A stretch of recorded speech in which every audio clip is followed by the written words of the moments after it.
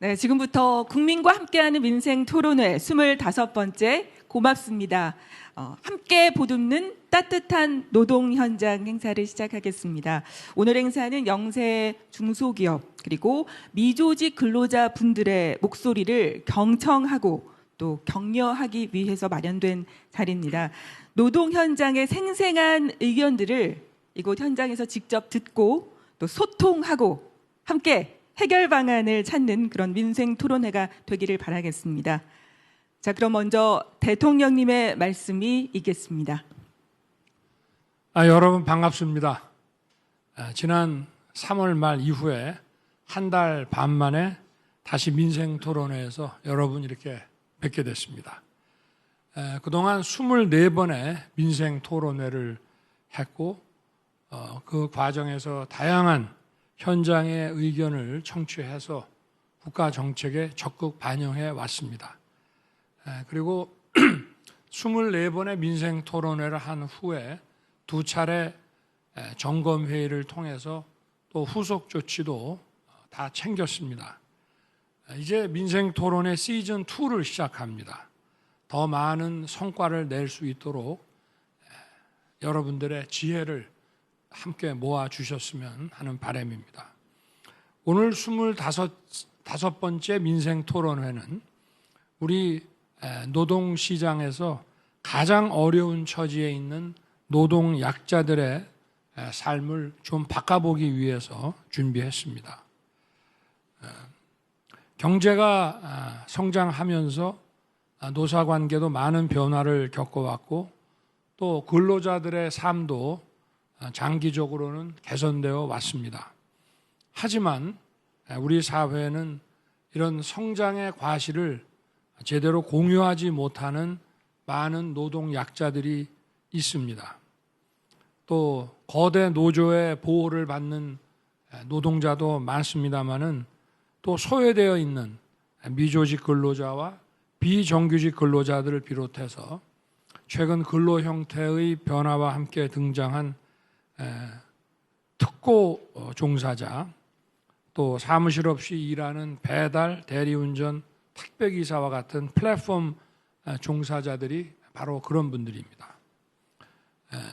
노동개혁을 하는 데 있어서 이런 노동 약자들의 현실을 외면한다면 제대로 된 개혁이라고 할 수가 없습니다. 오늘 토론을 통해서 현장에서 효과를 낼 수 있는 좋은 대책들이 많이 나오기 바랍니다. 우선 노동 약자들에 대한 지원 체계를 전반적으로 정비할 필요가 있습니다. 특히 미조직 근로자들의 경우에는 노동 현장에서 어려움을 겪어도 하소연할 곳조차 찾기 어렵습니다. 지난 민생 토론회 점검 회의에서 고용부의 미조직 근로자 지원과 설치를 지시했습니다. 6월 10일에 미조직 근로자 지원과가 출범할 예정입니다. 현장과 소통하면서 제대로 도움을 드릴 수 있도록 저도 잘 챙기겠습니다.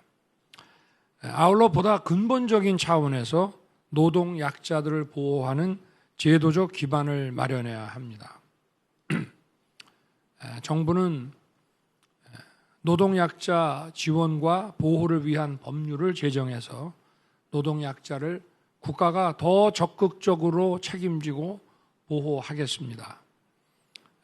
이 법은 미조직 근로자들이 질병, 상해, 실업을 겪었을 때 경제적으로 도움을 받을 수 있는 공제회 설치를 지원하고 또 노동약자들이 분쟁을 조속히 해결하고 제대로 보호받을 수 있도록 분쟁 조정 협의회 설치를 담고 있습니다. 또 노동약자들을 위한 표준 계약서도 이 법의 틀 안에서 마련될 것입니다.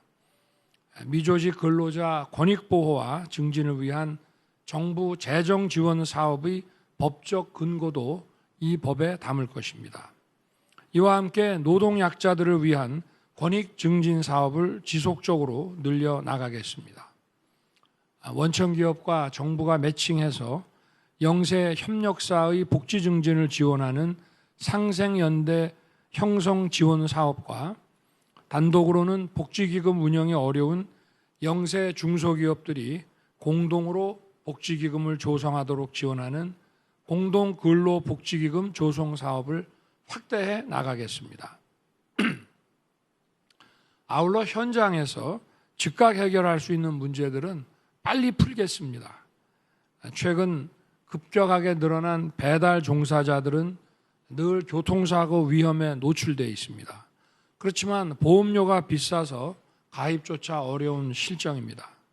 교통사고 발생 시 손해 책임을 보상해주는 민간보험의 이륜차 운송용 보험료가 평균 178만 원에 달하고 있어서 가입률은 38.7%에 불과합니다. 배달 서비스 공제조합을 설립하고 시간제 보험을 확대해서 보험료 부담을 크게 덜어드리고자 합니다. 또 플랫폼 종사자들의 경우는 잠시 쉬고 싶어도 휴게 시설이 크게 부족합니다. 적절한 휴식이 안전을 보장하는 만큼 플랫폼 종사자 휴게 시설을 지속적으로 확충해 나갈 것입니다. 또 노동 약자들을 더 힘들게 만드는 악성 임금 체불도 정부가 적극 나설 것입니다. 고액 상습 체벌 사업주에 대한 특별 근로 감독을 강화하고 정부 차원의 보호 대책을 더 강화할 것입니다. 제가 이미 여러 차례 말씀을 드렸습니다마는 경제가 성장하면 성장하는 만큼 근로자들의 삶도 나아져야 됩니다. 기업과 근로자가 함께 성장하지 못하는 불균형 성장은 이제 의미가 없고 지속 가능하지도 않습니다. 과거에는 우리가 아무런 자본이 없었기 때문에 이런 원시자본 축적을 위해서 불균형 성장이 일부 용인되기도 했었습니다. 그러나 이제는 기업과 근로자가 함께 균형 있게 성장을 해야 합니다. 올바른 노동 질서를 토대로 기업이 성장해서 양질의 일자리를 더 많이 창출해내고 이를 통해 임금 소득이 증가하는 상생의 선순환을 이루어내야 합니다. 정부 역할은 세제 지원, 규제 개혁 등을 통해서 기업이 커 나갈 수 있도록 지원하면서 또 이러한 정부의 지원이 단순한 수익에 끝나는 것이 아니라 일자리 창출로 이어지고 이러한 기업 성장의 과실이 근로자들에게도 공정하게 공유될 수 있도록 만들어내는 것입니다. 지금은 노동시장도 하루가 다르게 변하고 있습니다. 글로벌 경쟁이 격화되고 경제산업 구조가 바뀌면서 우리 노동 현실도 많이 달라졌습니다. 이러한 상황에서 우리 노동시장의 이중 구조는 더 이상 방관하기 어렵습니다. 대기업, 중소기업, 정규직, 비정규직 등 근로자의 위치에 따라 급여, 복지는 물론 사회적 지위까지 크게 차이가 나고 있습니다. 이러한 노동시장의 양극화로 인해 목소리조차 내기 어려운 노동 약자들은 더 힘든 상황으로 내몰리고 있습니다. 또한 노동시장 양극화는 임금과 소득의 양극화로 이어지고 다시 계층 간 양극화로 확대되면서 우리 민주주의에도 위기를 불러올 수가 있습니다. 반드시 해결해야 하는 국가적 과제입니다. 정부는 노동개혁의 속도를 더욱 높여서 노동 양극화를 해소하는 동시에 노동 약자들이 소외되지 않도록 적극 챙길 것입니다. 오늘 이 자리에서 다양한 노동 현장에서 묵묵히 일하고 계신 근로자분들께서 많이 오셨습니다. 현장의 어려움과 고충을 허심탄회하게 말씀해 주시면 잘 경청해서 함께 방법을 찾겠습니다. 우리 노동 시장이 확실히 변할 수 있도록 여러분과 함께 계속 노력하겠다는 약속을 드립니다. 감사합니다.